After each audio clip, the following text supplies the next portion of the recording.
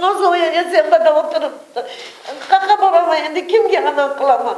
Koluyla iştime kemiğinde de uğraşat kılışıyam. 25 мартта Ситора Саидхожаеванын 22 жаштагы баласы Сардар Нурдинов баңгизатка шектелип камакка алынган. Апасынын айтымында Сардар 5 жашынан атасынан айрылып, бул күнгө чейин ак эмгек менен жумуш кылчу. Баласы камалгандан бери өзүнүн үйүндө эмес, кошунасынын үйүндө жашап жатканын жана кичүү баласын дагы көчөгө чыгаруудан коркуп, жада калса окууга дагы жибербей калган. Өзүмө барып саны камыйманды. Балам айласыдан коркконунан бул ишке барды. Баламы Илхам деген бала Баялы менен тааныштырат. Ал Баялы деген бала кембагал ата-энеси жок балдарды жолдон уруп ушундай иштерди аткарууга мажбур кылат экен. Поддержкасы жок, кембагал, эч кими жок балдарды октарып жүрүп. Баңгизатка шектелген Нурдиновдун апасынын айтымында окуя болгонго чейин Сардарды бейтааныш бирөөлөр чакырып, баштык берип, Баялы Исманкуловго жеткирип берүүнү буйруган. Аталган баштыктан нандын түбүндө 1 килограммга жетпеген баңгизат болгон. Мындан улам Ситора Саидхожаева баласын актоо үчүн тиешелүү кызматкерлерге арызданууну көздөгөн. Улардын үйдөгүлөрү, сотрудниктер келип, Анын үйүндөгүлөрү аялы жана карындаштары келип коркутуп жатат. Балаң кылмышты мойнуна алсын, кийин баланы 3-4 айда чыгарып алабыз деп.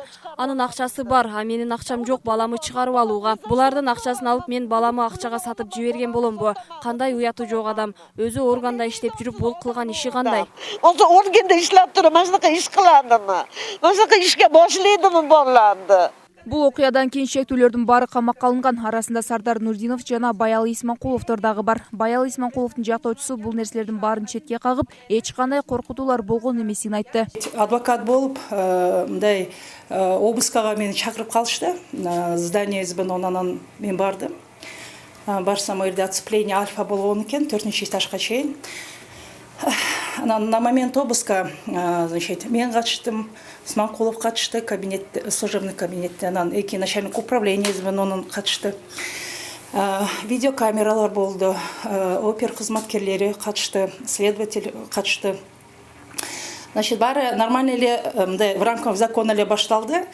Бирок уже обыск башталгандан кийин уже подброс наркотических средств болгон кабинеткечи. Ал эми жабырлануучунун баласын камактан чыгарып берем деп оюн көргөзүп, бул окуянын артында эки опер кызматкери турарын айтты. Эти же оперуполномоченный оперативно-следственная группа таза иштеш керек эле өзүчө. Мына Исманкуловдун кандай десем, то, что он тиешеси жок, бир күн келет, куда каласачы, мына соттор бар, 3 инстанция бар. Значит, это бул эжекени, мына Нурдинова Ситора эжекени, булар бир эки оперле сүдөрөлөй жүрүшөт, нары беричи, баламды чыгарам деп эле.